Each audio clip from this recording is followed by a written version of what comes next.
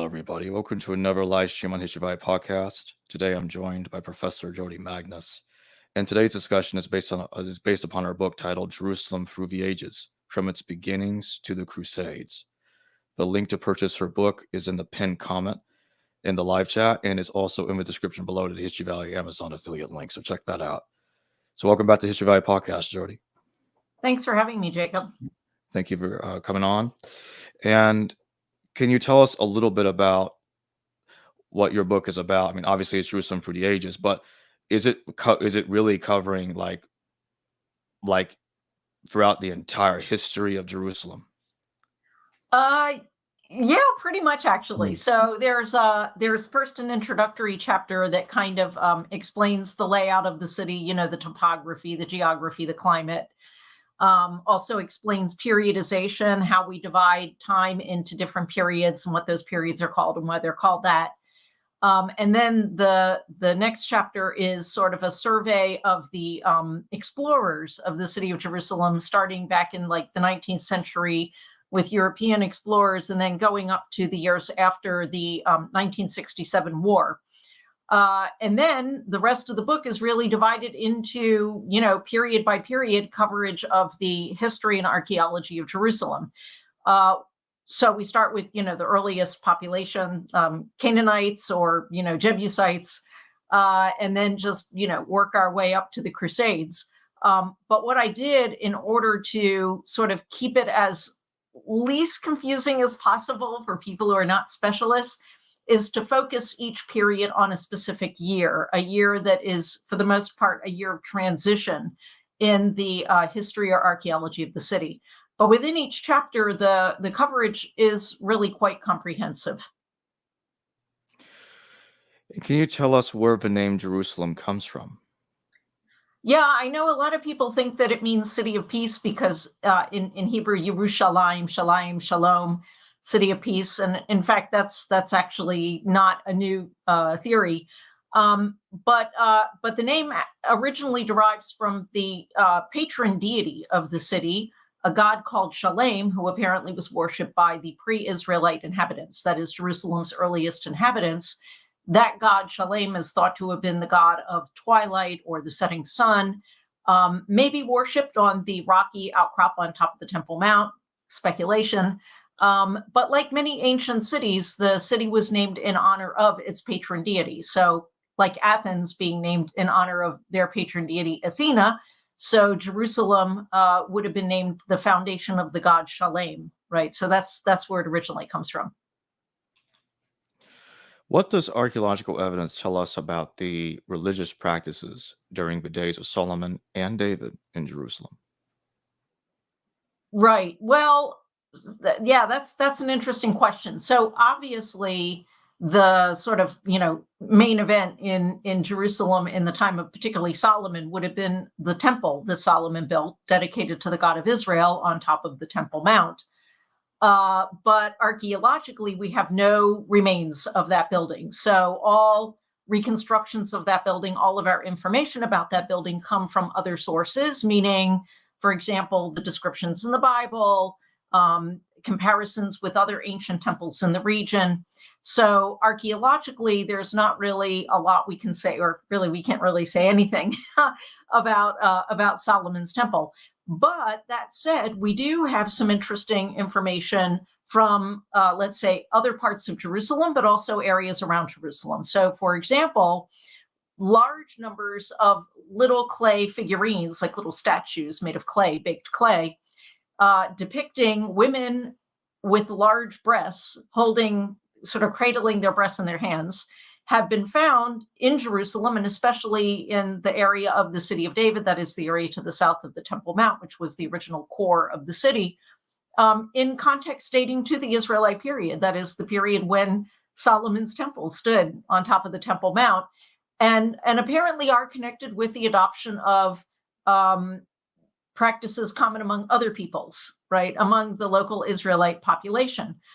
We also do have the remains of Israelite temples outside of Jerusalem, one actually quite close at a place called Motza that has been undergoing excavation now for a few years.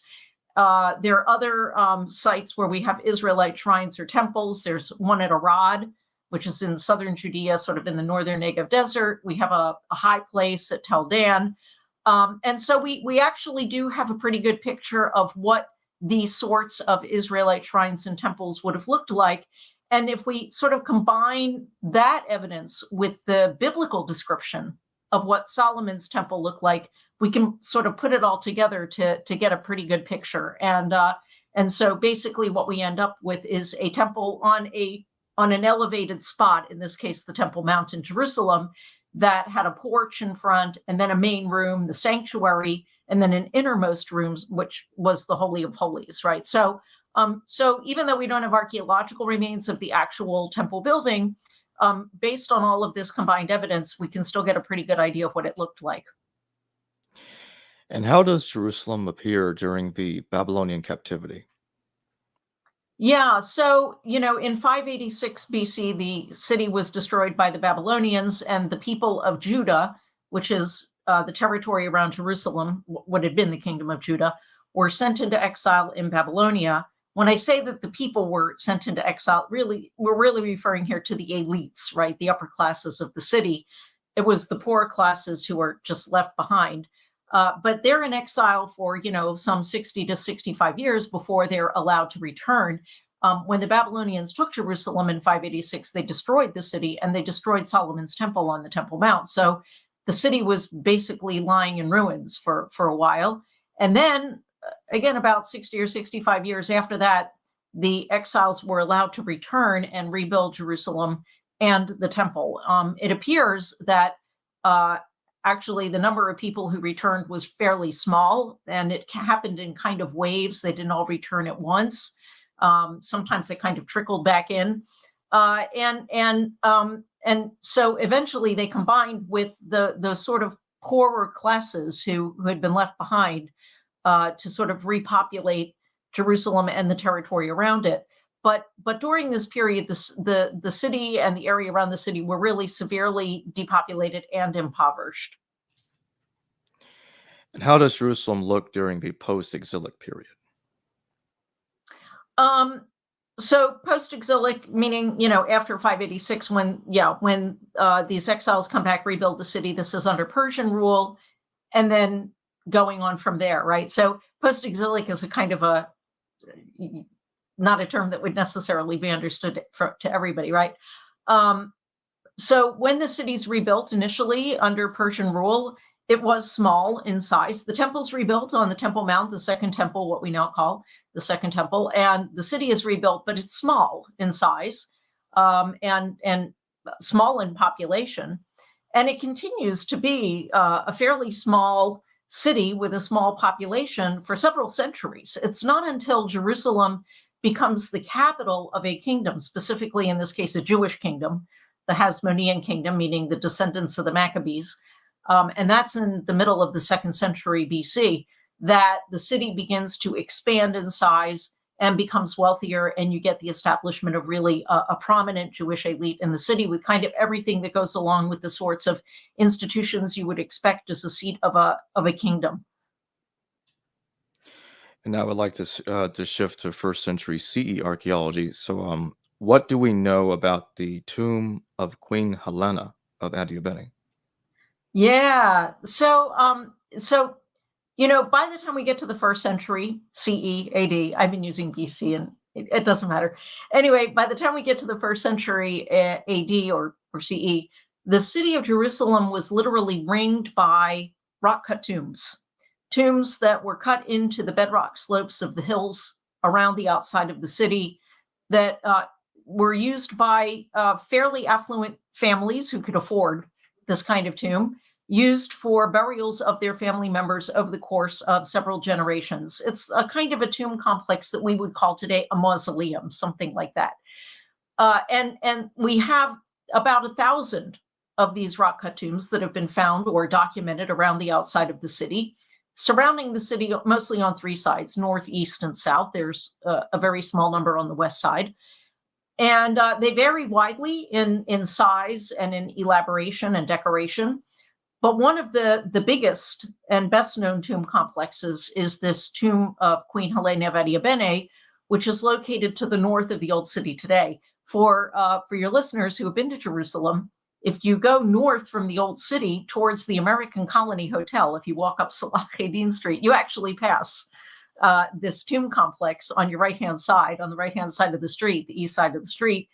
And it's mislabeled. It's called now the Tomb of the Kings, because it was originally thought to be the tombs of the last kings of Judah, so way back before 586 BC. But that's definitely an erroneous identification. It's actually the tomb of Queen Helena of Adiabene. So it's an enormous tomb complex, very, very expensive. The whole thing is carved out of bedrock. So you go down from street level down this really giant staircase, a monumental staircase, all carved out of rock. And then you enter an enormous open courtyard in front of the tomb complex itself, also all carved out of rock. Then there was a beautiful porch in front of the actual burial chambers, and a very sophisticated mechanism with a rolling stone that closed the entrance into the burial chambers.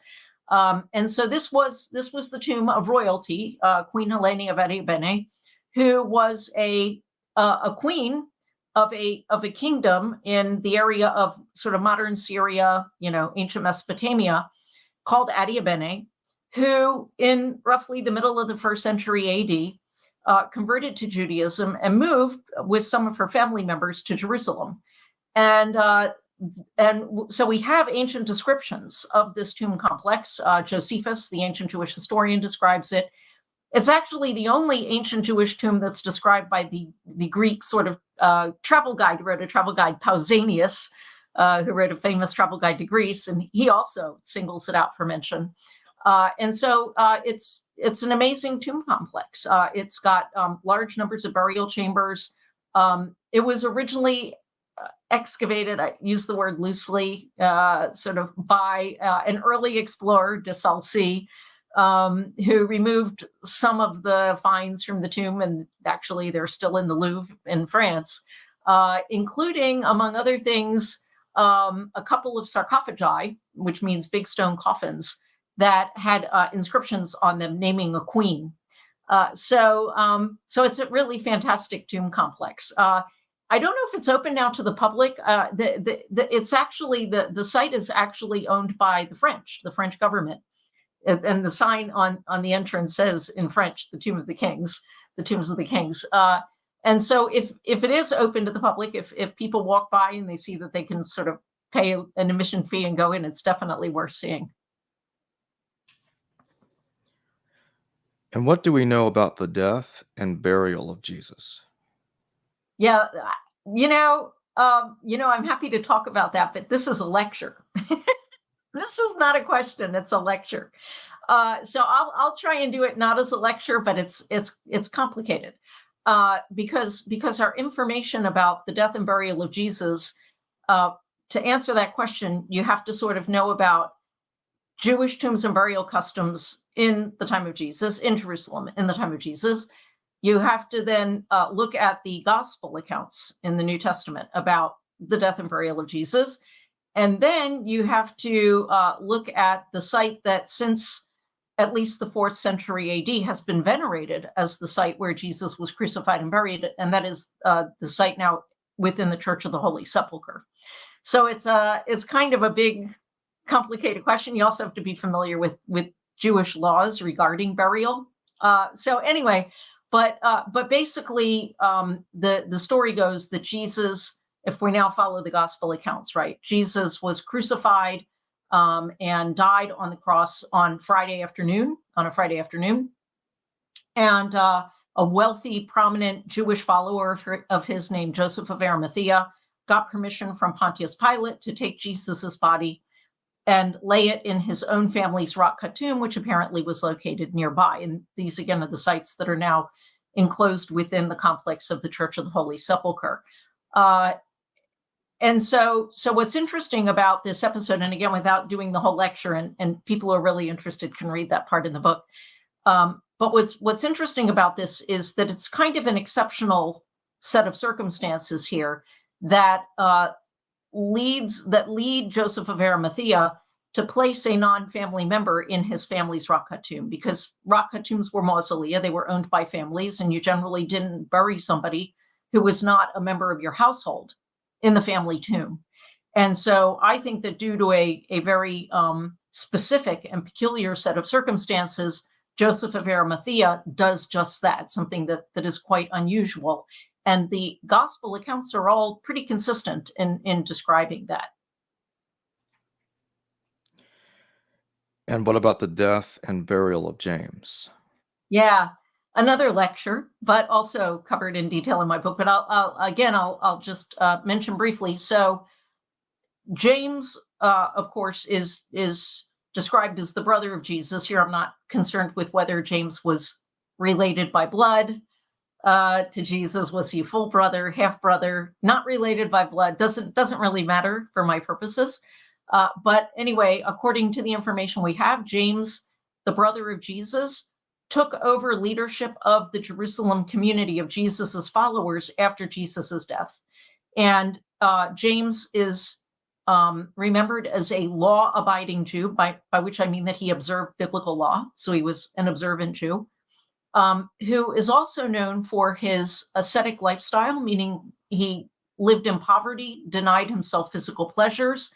The community that he led also lived in communal poverty. And he is known also for his opposition to wealth, the accumulation of wealth, and the lifestyle of the wealthy. So that's kind of how he's remembered.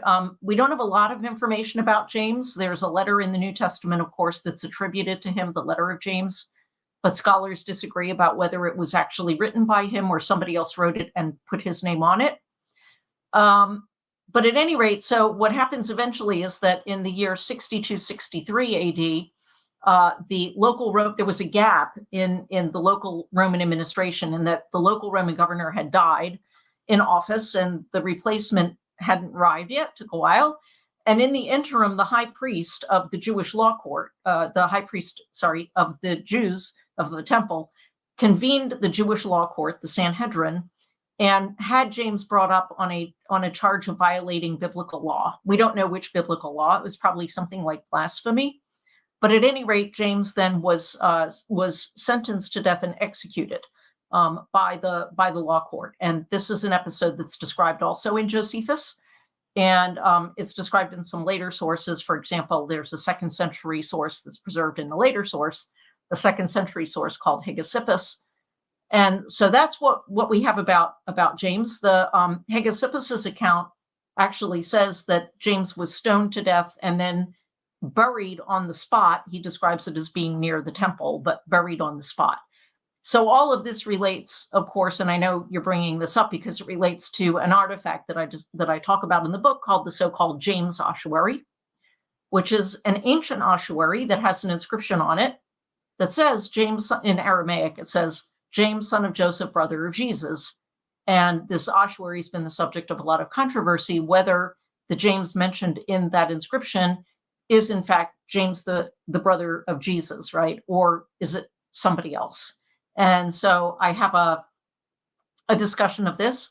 The bottom line is that to me, it doesn't matter whether or not that inscription is in fact authentic and ancient, which is the big controversy about it, or was it a forged inscription added by somebody recently to enhance the value of the ossuary.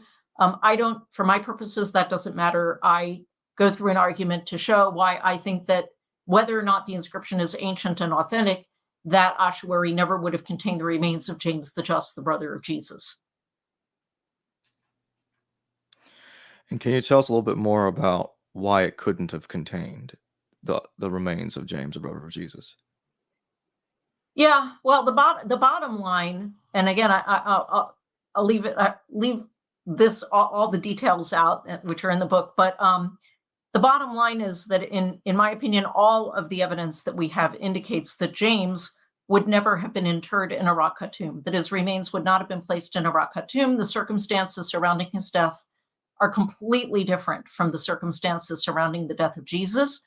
And all of the information that we have indicates that his remains would have been placed in what I call a trench grave, buried. and sort of analogous to the way we bury our dead today. So that means that you dig a trench in the ground about 6 feet deep, wrap the body in a shroud, place it at the base of the trench, fill the trench back in with dirt, and then mark it with a tombstone. And in fact, Hegesippus refers to seeing a grave marked with a tombstone that was pointed out to him as the place where James was buried. Whether or not that was actually where James was buried, we don't know, but I think it preserves an accurate memory of the manner in which James's remains were disposed of. And so why does that relate to the ossuary? Because ossuaries are little containers, stone boxes, that were used to collect bones in rock-cut tombs in order to clear space for new burials. But they're not used in trench graves, because once somebody's buried in a trench grave, you don't dig them back up to put the bones in an ossuary. So if James wasn't buried in a rock-cut tomb, then there'd be no need for an ossuary. And so that's what I think. Now that takes me to what are the issues with the claims made about the Tpot Tomb? Right. So the Tpot Tomb is a rock-cut tomb that was discovered in the modern neighborhood in Jerusalem called Tpot, which is located to the south of the city. So it was discovered during the course of construction of that neighborhood back in 1980 and excavated by archaeologists and subsequently published in a scientific archaeological report. So the interesting thing about the tomb is it's not a particularly big or ostentatious tomb. It's just kind of your sort of middle of the road rock cut tomb. But the interesting thing about it is that it had ossuaries in it, 10 ossuaries, some of which were plain, but some of which had names on them. And the names sound very biblical. There's a Joseph, there's a Mary, there's a Jesus, there's a Judah, son of Jesus, actually. And so, kind of a constellation of names that sound very biblical. This was noted by the archaeologists who published the tomb eventually. It was published back in 1996. So it's not like something new. But what happened is that in I think it was sort of the early 2000s, a filmmaker stumbled upon the report apparently and noticed this tomb with this interesting constellation of names on the ossuaries and decided that this must be the tomb of Jesus and his family, and produced a program about it that was broadcast on the Discovery Channel. Got a lot of publicity. And it got a lot of publicity for a couple of good reasons, actually. One reason is that if it is the tomb of Jesus and his family, then it means that Jesus was married and had kids. So that's kind of a revelation. And the other thing, and this is actually even bigger, is that if it is in fact the tomb of Jesus and his family, it means that Jesus was not resurrected because his physical remains, meaning his bones, were collected and put into an ossuary. So it was like when this was broadcast back in 2008, where it got a huge amount of publicity, but it has actually pretty much, well, I'll say virtually no support among the scientific / archaeological community. And although not all archaeologists reject the identification of this tomb as the tomb of Jesus and his family for the same reasons, the rejection of the claim is pretty much universal. So the reasons why I think it has to be rejected is that, well, there are many reasons. But one is that it contradicts the earliest accounts that we have of Jesus's crucifixion and burial, how he was disposed of, which is again the canonical gospel accounts. I'm not saying they're historical, but they are the earliest sources that we have. So if Mark is written around 70 AD, that's within, let's say, 40 years of Jesus's death. And then again, all 4 of the canonical gospels have they're telling pretty much the same story. So we don't have any, and there's no support right from there for this. What we know about Jesus's family suggests, Jesus and his family suggests that they did not belong to the more affluent sector of Jewish society that could afford a rock-cut tomb. But if you want to argue that they could, then you would expect to find it up in Galilee and not, their hometown, and not in Jerusalem. The names on the ossuaries, yeah, it's true. They sound kind of biblical, but they're all very common names among the Jewish population in this period. It would be kind of like finding ossuaries today with the names Bob and Jim on them, and then trying to deduce something from that when, like those are extremely common names. There are also ossuaries in the tomb that have names on them that aren't mentioned in the New Testament at all in relation to Jesus and his family. So there's that, like unknown members of, the family. And the names are not only common, but they're also Judean. Usually when Jews from the area of Jerusalem are referred to, they're referred to as so-and-so, son of or daughter of so-and-so. But when you have somebody who is named who's not from the area of Judea, not from the area around Jerusalem, they're usually named according to where they come from. And you can even see, Joseph, son of Joseph of Arimathea, Saul or Paul of Tarsus, Simon of Cyrene, Mary Magdalene, that is Mary from Migdal or Magdala, right? So usually if it's somebody who's not coming from Jerusalem or Judea, their place of origin is mentioned. This is also true in ossuary inscriptions in Jerusalem, but there are no inscriptions on any of the ossuaries in this tomb that indicate an origin from anywhere but the area of Jerusalem. And then my final point, and this is really a biggie, is that we don't have any sources from this period that mention any such thing.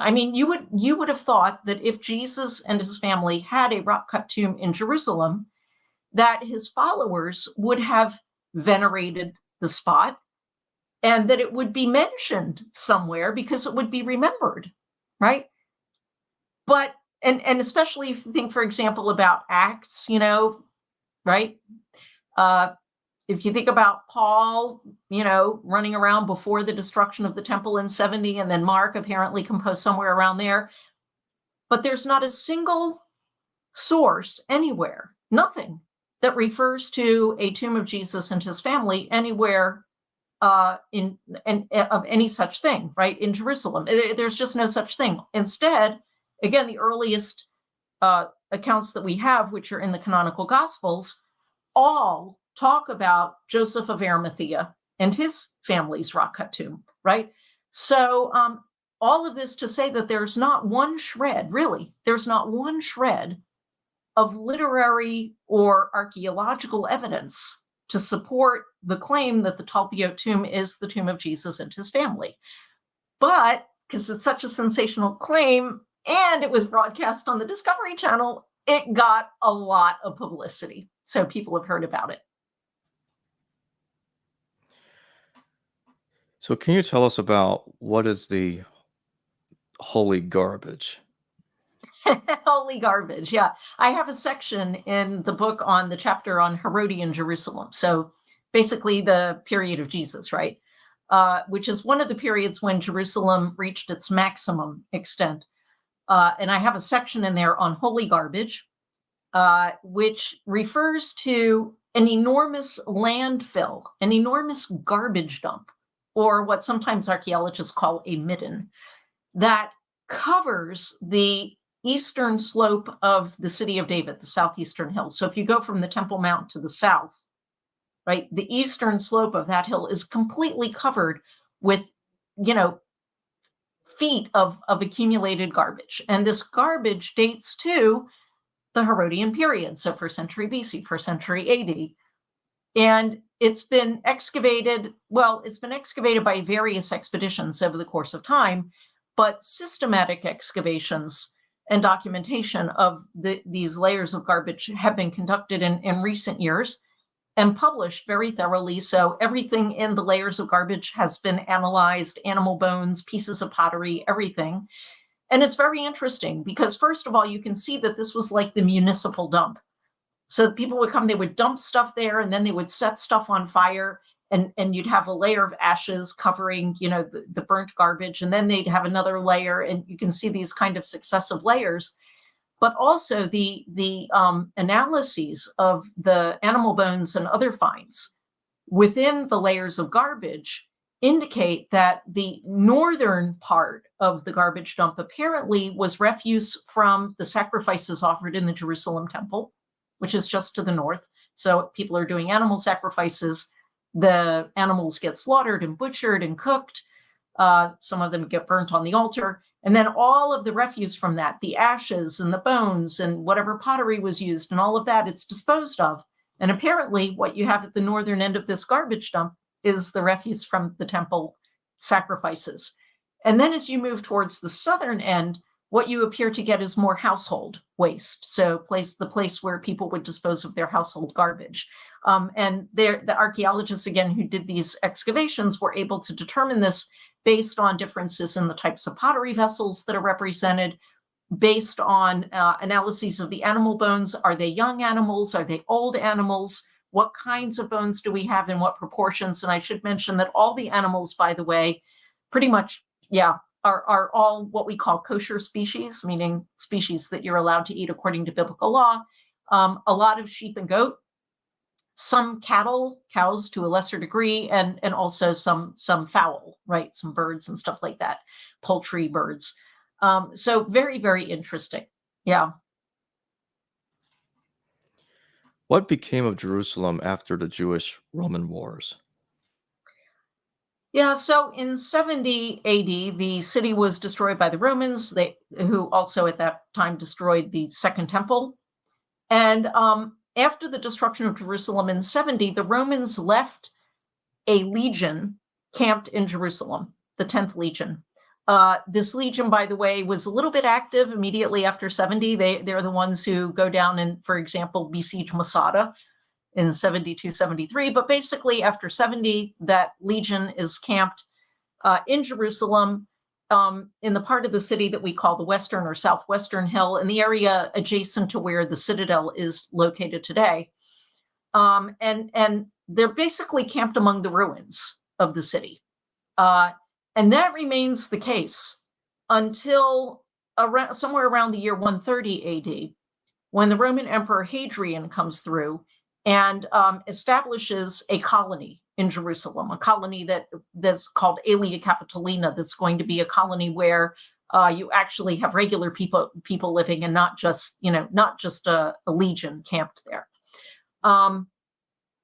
And it's, by the way, it's that act, Hadrian's decision to rebuild the city as a pagan Roman city, and more than that, to establish a pagan Roman temple or shrine dedicated to Capitoline Jupiter, who's now going to be the new patron deity of the city, no longer the god of Israel. It's that act which sparks the outbreak of another Jewish revolt against the Romans, the Second Jewish Revolt, or Bar Kokhba revolt, which broke out in 132. And it's after the end of that revolt in 135, 136 that Hadrian's able to, go ahead and then rebuild the city as Aelia Capitolina. So one of the interests, I have a pretty long chapter in my book on this city of Roman Jerusalem, Aelia Capitolina, which is interestingly one of the least well understood periods in Jerusalem's long history. And part of the reason is because a lot of the remains from this period apparently were obliterated by later overbuilding, for example, in the Byzantine period, the early Christian period, and then later periods. But also because of, at least until recent years, a kind of a lack of real scholarly interest. I mean, most of the time, people have focused on periods when the city was Canaanite or Jebusite or Israelite or Jewish or Christian. But the Romans, who cares about the Romans in Jerusalem? I mean, among the people who are stakeholders in the city, at least nowadays, let's say, the Romans, not so much. So there hasn't been a lot of interest, but it's a really interesting sort of chapter in the history of the city. And one of the things that happens when Hadrian rebuilds Jerusalem as Aelia Capitolina is that by this time, we're now after the Bar Kokhba revolt. And to punish the Jews for their revolt, Hadrian banned them from living in the city of Jerusalem. So Aelia Capitolina was not just a pagan Roman city in name; it was a pagan Roman city in population. And because of that, because the Jewish population had been banished from the city, it was a fairly small city in size. It was also small because for the Romans, Jerusalem was not an important city. It had no real religious significance for them.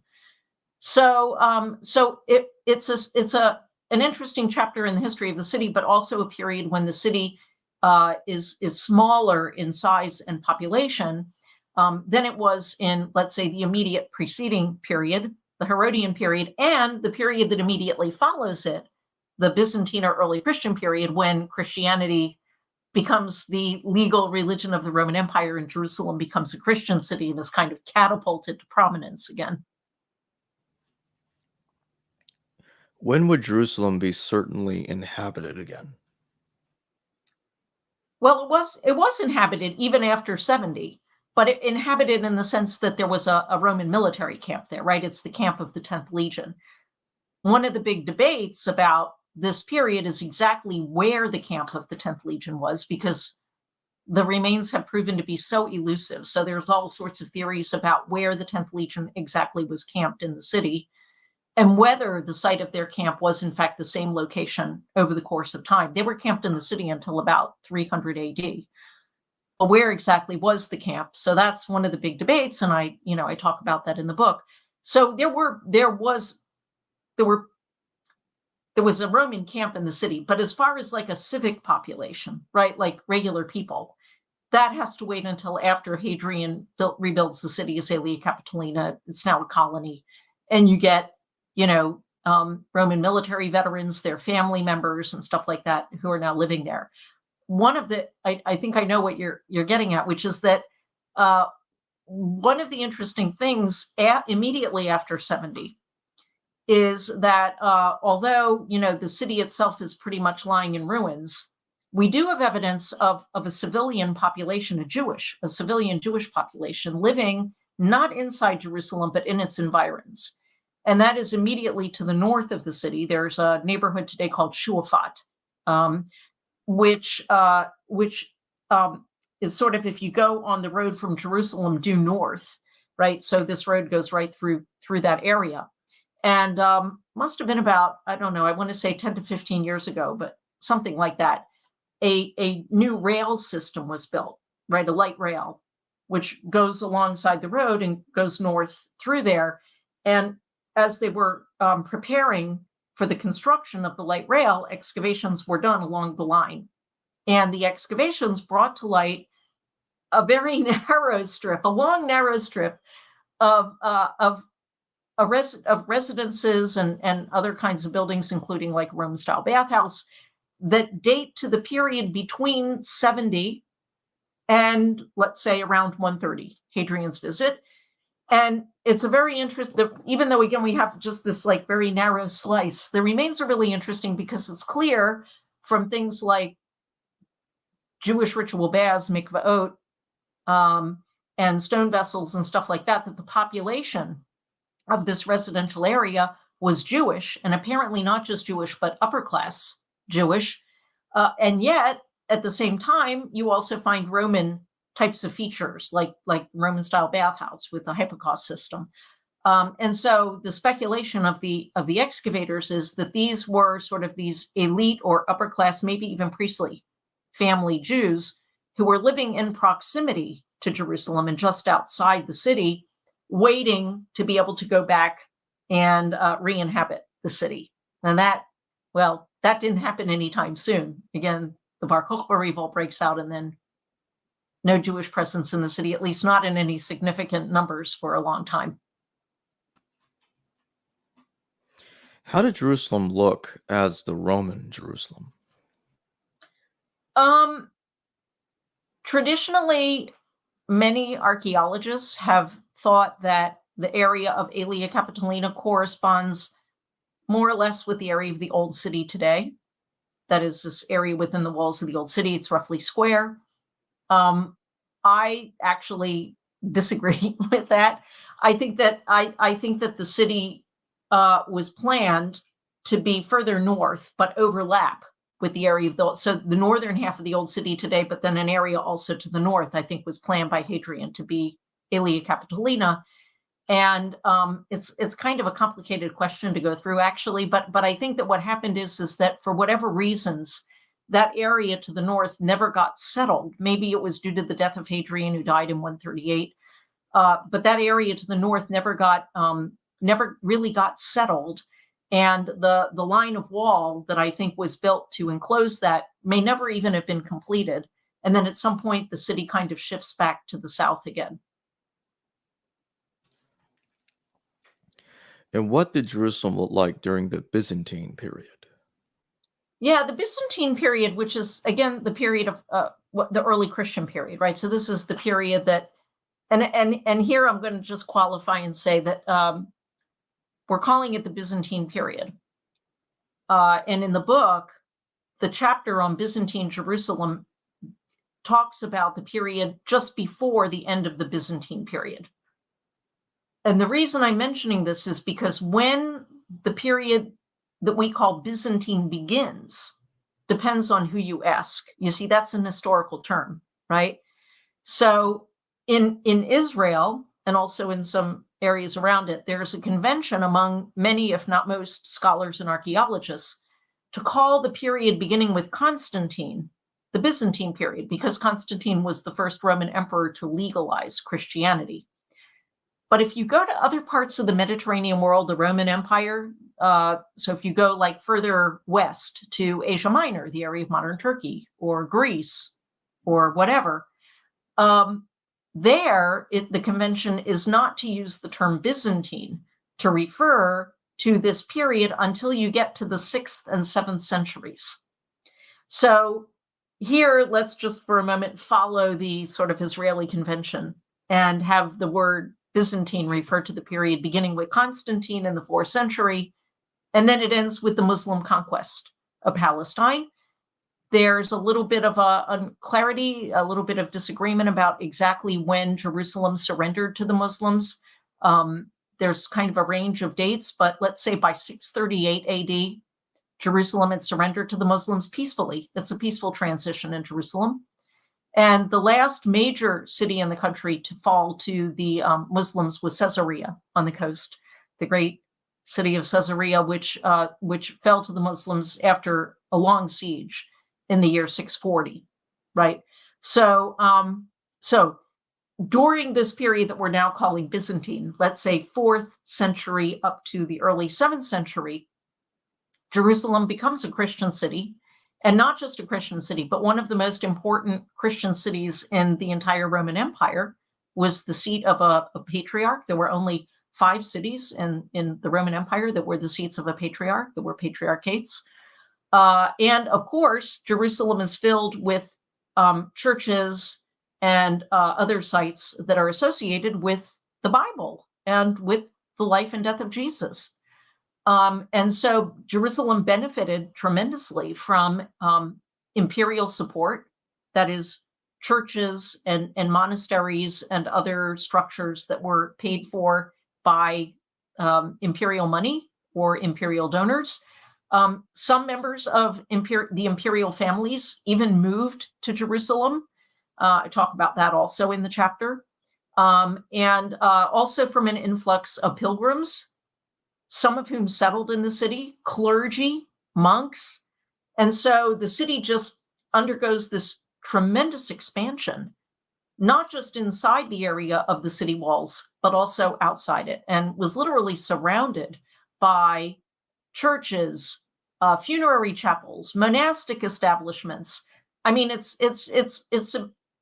almost impossible to start digging anywhere in Jerusalem or around it without finding remains of the Byzantine period. So it's really one of the periods when I think it's probably fair to say that the size of the city and the density of occupation was not matched again until the 20th century.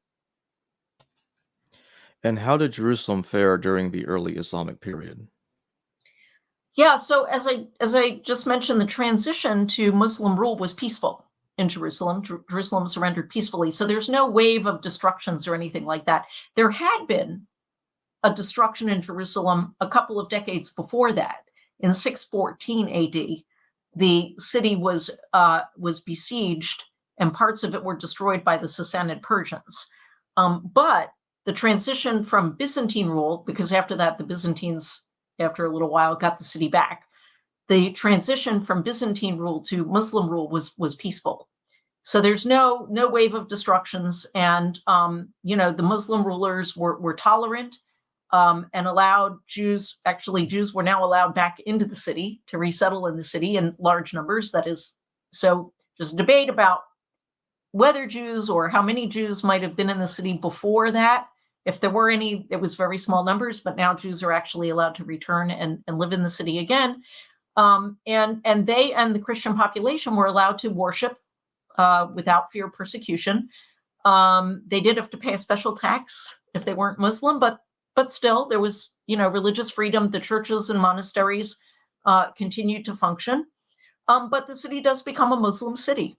And it becomes a Muslim city through the construction of Muslim monuments, including, and most prominently, of course, the monuments on the Temple Mount, the Dome of the Rock, which still stands today, and Al-Aqsa Mosque at the southern end of the Temple Mount. I should mention, since we're now talking about the period of Islam, that the Temple Mount now is not the Temple Mount. It's called in Arabic Al-Haram al-Sharif, which means the noble or sacred enclosure. Sometimes the word Al-Aqsa is used actually to refer also to the entire Temple Mount and not just to the mosque at the southern end of it. So those monuments are built on top of the Temple Mount. A series of very large and richly decorated buildings were constructed around the western and southern sides of the Temple Mount. There's a debate about exactly what those structures were used for. They're apparently connected with administration, and at least one or more of them might have been used also as palaces. I think that's actually the opinion that I would agree with. And at some point, I think in the early 8th century, the first half of the 8th century, the walls of the city were repaired because they had been damaged by the Sassanid Persians in 614. They had been breached. And I think that the walls were repaired also at this time. So the city actually, it doesn't grow in size compared to what, the extent it reached in the Byzantine period, but it was a wealthy city. Damascus, which was the capital of the Umayyad Empire, which was the first Muslim dynasty. So Damascus is located not far away. Jerusalem occupied a prominent position at this point, not just in Islam, but in this early Islamic sort of political configuration. So the city was, it was a prosperous city filled with some pretty conspicuous monuments. And what became of Jerusalem during the Crusader era? Yeah, I end the book with the Crusades, so that's the last chapter. There's a little bit of an epilogue, as you know. There's an epilogue about Allenby's entry to Jerusalem, but the last chapter is on the Crusades, and it's an interesting chapter. It was a chapter that for me was kind of the biggest stretch because my expertise goes up through the early Islamic period, so I had to learn some new stuff, which was really interesting. The Crusader, on the one hand, from a historical point of view, this episode with the Crusades taking over the city in 1099, right, is a horrible episode in the history of Jerusalem. The Crusaders basically ethnically cleansed the city. They Jews and Muslims, the Jewish and Muslim population was either slaughtered or removed from the city forcibly or enslaved or whatever. So basically the city is ethnically cleansed at that point of its Jewish and Muslim population. And there are some really grotesque descriptions of what happens when the Crusaders take the city. On the other hand, from an archaeological point of view, it's interesting because of what the Crusaders built in the city, right? So they found this city filled with Muslim monuments. And in many cases, what they did is they converted those monuments into Christian buildings. So the Dome of the Rock was converted into a church. Al-Aqsa Mosque was used by them, by the Knights Templar as an administrative center, right? So they also built churches around the city. The most conspicuous is the Church of the Holy Sepulcher, which had been dismantled by a Muslim caliph in 1009 AD. That's actually what sparked the Crusades. They built other churches, for example, the Church of St. Anne, which is an exquisite building that still stands today. And they also gave the city, through their construction, a very medieval European kind of appearance. So they built the walls. The walls that you see today around the old city are later in construction, but they follow more or less the line of the Crusader wall and preserve some of the features of the Crusader wall and gates. And inside the city, they built a series of sort of covered marketplaces that have like a vaulted roof over them. And in many places, those are still preserved today as well. And I have some pictures of that in my book. So the kind of medieval European appearance of the city and of some of the monuments in it that you kind of see as you walk through the old city today, that actually goes back to the Crusades. And so even though the Crusader rule of Jerusalem was relatively short in the history of Jerusalem, 1099 to 1187, the Crusaders really left a long-term visible imprint on the appearance of the city. All right, so we're going to take a couple of questions before we close. We got one from Jesus Tales. Thank you for your super chat. Lester Grabby notes Solomon's name may relate to the God of Jerusalem. Is this true? What about his brother, Absalom? Oh, wow. Okay. I can't answer that question, although I do have a speculation in my book about the name of Solomon being changed from Yedidiah to Solomon. But I'm sorry, not enough of a linguist to be able to answer that question, and I certainly would not feel like I have more expertise than Lester Grabe does on this matter. So I'm not saying he's right or wrong, but just that I'm not the person to say that he is right or wrong. Yeah, I can't answer that. Yeah, I mean, anything that has the name Shalom in it sort of suggests peace, right? But yeah, it may be, in fact, that name, I think I suggest this in the book, that the name Solomon, maybe that's where this idea that it's the city of peace, right? Maybe that's where that comes from. But the original name of Jerusalem does not come from that.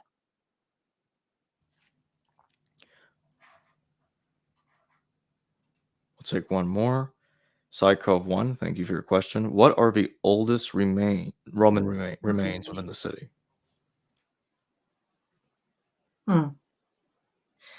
Well, that depends on how you define Roman.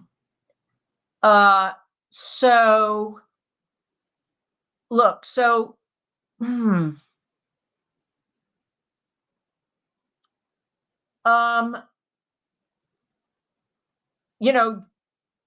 Jerusalem and Judea, the Hasmonean kingdom, right? They were part of the Hasmonean kingdom. That is the kingdom ruled by the successors of the Maccabees, were annexed by Rome in the year 63 BC. And it's after that eventually the Romans appoint Herod to be client king on their behalf. And under Herod, we find Roman influence on the local culture, the adoption of styles of interior decoration like wall paintings and mosaics, also pottery that's imported, pottery styles influence on stuff like that, diet and dining habits. I think ossuaries also reflect Roman influence on the local burial customs. So certainly Roman influence and sometimes actual Roman imports, they're found during the Herodian period. But I mean, off the top of my head now, just thinking about it, I bet that if you went back even earlier, before that, under the Hasmoneans, for example, that you would be able to identify an occasional Roman import, whether it's a pottery vessel or maybe a coin or something like that, right? So I don't know whether that's exactly what you're looking for in terms of Roman remains. But I mean, it's kind of an interesting question for me to try and answer, because just because you might have, so under the Hasmoneans, for example, under the Maccabees, I should say, we know that there were pretty close relations between the Maccabean brothers and Rome, because the Romans wanted to support this small Jewish entity against the Seleucid Empire. It was supporting the weaker body over the stronger, right? Good political strategy. And we know, for example, that the Maccabees sent emissaries to Rome who appeared before the Roman Senate. So it wouldn't be surprising to find an occasional Roman imported something or other in Jerusalem, even before the Romans took over the city and annexed it in 63 BC. I don't think there's much, but I'm sure that there's something. I'm just not thinking of anything off the top of my head as an example.